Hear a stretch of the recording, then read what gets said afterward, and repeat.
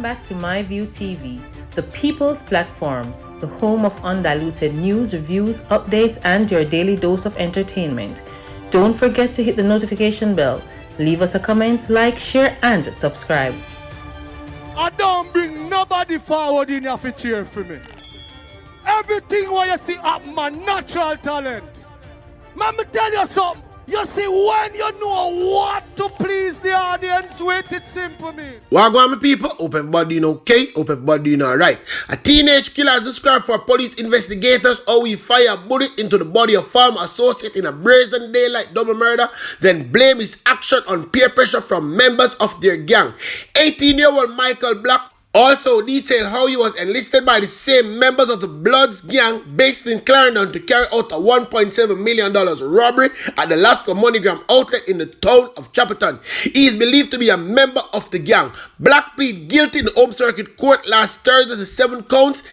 Indictment that includes 2 counts of murder, 2 counts of illegal possession of firearm, and 3 counts of robbery aggravation. He's scheduled to be sentenced on May 4th.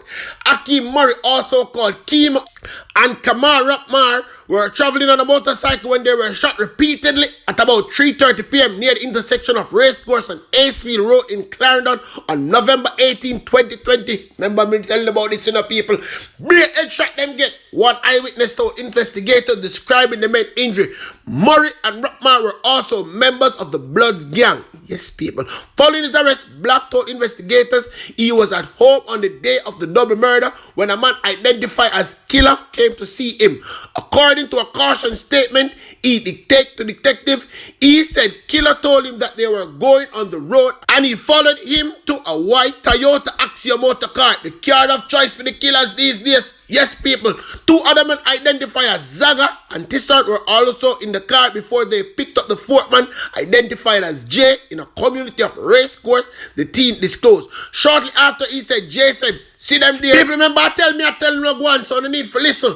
Killer jumped out of the car and shot them off on the bike, Black said, referring to the double killing. The 18-year-old said that after Killer returned to the vehicle, he took the Smith & Wesson pistol from a drawstring bag he was carrying and went to the spot where Murray and Rapmar were laying. He said he fired 2 shots, but none of them never catch them. And then him shoot the left one in his shoulder, and the 2 of them did dead already, he said during an interview with detective. One of the detectives asked why he shot the men. Father, me don't even really understand how to explain it to you. But as I can say, it's force, he responded according to a statement. Killer come on me yard and say, come make we go on road. And when me go on the road, I saw me get the gun in my hands. Black disclosed that on the day of the robbery, he, Killer, and a man identified as Sufferer were traveling to Chapperton. When they told him what was about to happen, he said Killer and Sufferer announced the robbery but acknowledged that he searched 3 persons inside the remittance outlet and took away their phones. The teen admitted too that he went over the counter and saw a lot of cash. More than 200,000. Yes, people. The robbers made off with 1.7 million in cash. Employee told investigators. If I tell you something, the police just stop with this little boy, you know. Them never did do that. And you see what got me now, people? He may go sit down behind bars and name taxpayers' money. 3 square meters a day and live scratch free. And guess who for money I pay for it? All away money. Anyway, now, people. Anyway, we're going to talk to an ex-convict now. You understand? And him have a whole heap of little thing for tell you now. So don't listen to what I go on. And when I reach at the gate, the truck never drive going out of the prison. When I reach at the gate, them take way out and think I'll go through the big gate. But Jimmy said, well, when I look, I said, Jaja, I read a little sign still, you know, when I go in a body, you know, receive, you know, I say, yes, so my thing done. So one night time, I nearly give up. One night time, I sleep around 3-4 days when them come got the jail part. You know what you do. Graveyard this and that. And you have to bad to survive. In a certain way, because you know, if you're bad physically, you know, you can bad verbally too, you know. At least you could think you make a man catch up in that person. Just so panic, I'm going to tell you, say, I'm going to walk back past around and stuff. And the prison, nothing none away. And the government too. When water deal there, you know, remember, you know, them get button for beat, you know. More time all button block all in a man head, you know. Whole heap of man, I see water turn all an idiot in prison. For what family do, him shouldn't do. For me, I say, I must throw some teeth on a water or something like so, which is a wrong thing to tell the brother. This the water, this which is. I say the water them right for do what them do, cause them think the wrong thing, but you can't a step up in a man and a kick all man and them thing, you know. Broke all button pan all the youth and all them thing, you get what I say? Them thing they not too right in about you, hear me? Too wrong, can't make a right family, if you know what you do too.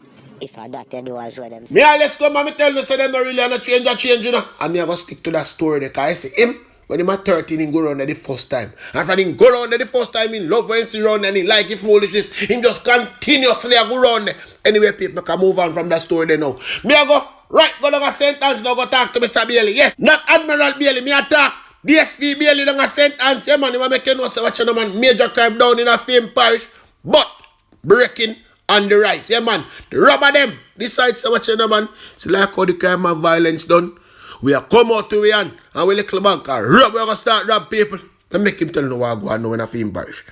In recent week, that's last week, we had some significant successes where the murder of Mr. Leroy Green, which was committed on the 10th of February in the Steertown area. One person was taken into custody and arrested and charged.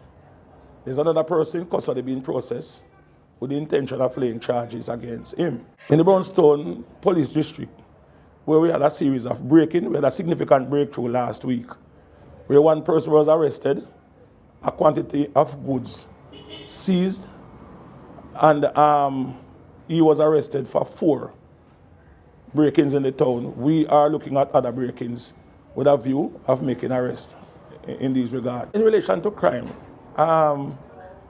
we have improved our road policing. We are employing the use of technology, DNA, and this has resulted in significant breakthrough, especially even in the case of Mr. Leroy Green, as I mentioned before, in Steertown. So that's how I go on for I go on right down a sentence side. You understand? I can tell the people them something now. Not because yesterday was the beginning of Lent and it was Ash Wednesday. I'm going to say one only for people say, watch out man, me I give up this and me I give up that. You don't know, not give up nothing. I lies do not tell. Hold on there now. Me I go back down to the Supreme Court because we can go to one little review pack all we go on already now. So listen out to what I go on right now. The ongoing Wandon Klansman gang trial that started on September 20 of last year has seen more than 20 witnesses so far giving evidence against the alleged gang leader Andre Blackman-Bran and 32 of his co-accused. The prosecution's 2 key witnesses who are former members of the alleged gang have been revealing the inner workings of the alleged criminal network. A landmark trial involving 33 defendants being heard in 2 courtrooms connected through the use of technology. The alleged members of the Wandon Gang, a breakaway faction of the St. Catherine-based Klansman gang, are facing charges of murder, conspiracy to murder, arson, and illegal possession of firearm and ammunition. 2 former members of the gang, now turned Crown witness, have given evidence detailing the chain of command and the involvement of powerful people, to include the police. The court has so far heard of alleged connections with entertainers Vybz Kartel and iOctane. According to the witnesses, the gang's main source of income came from extortion money collected in sections of Spanish Town, St. Catherine. They say members of the gang intimidated business owners and threatened to burn down their establishments if monies were not paid in full and on time. From the Spanish Town bus park, the gang would allegedly collect between $80,000 to $100,000 weekly. These monies were allegedly used to fund illicit activities such as the purchasing of guns and ammunition. The witnesses have given evidence surrounding the murder of more than one bus operator. In one instance, the court heard how gangsters went to a home in the New Nursery community of Spanish Town, shot and killed a man and a woman, then setting the house ablaze with them inside. Another shocking revelation was a mass burial site in Rivoli, where human remains were found. In 2019, the alleged gang started falling apart after the reputed leader Andre Blackman-Bran and several of his cronies were arrested. The gang's coffers dwindled and trust was non-existent, as they suspected a member was working with the police, which in fact was the case, as they were betrayed by one of their own, who has been working with the state since 2018.